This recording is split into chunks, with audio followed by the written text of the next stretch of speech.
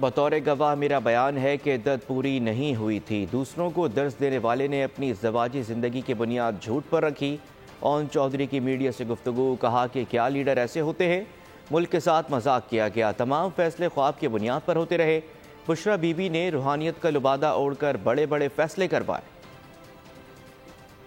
اور عدت جو پوری نہیں ہوئی تھی وہ یہ ثابت ہوا وہاں پر جج صاحب کے سامنے۔ آپ ایک پارٹی کے خود کو کہلاتے ہیں اور آپ خود جھوٹ پر اپنی زندگی کا فیصلہ کرتے ہیں اور لوگوں کو آپ بڑے بڑے درس دیتے ہیں۔ جماعت کے لیڈر ایسے ہوتے ہیں، ملک کے ساتھ ایسا مذاق کیا گیا۔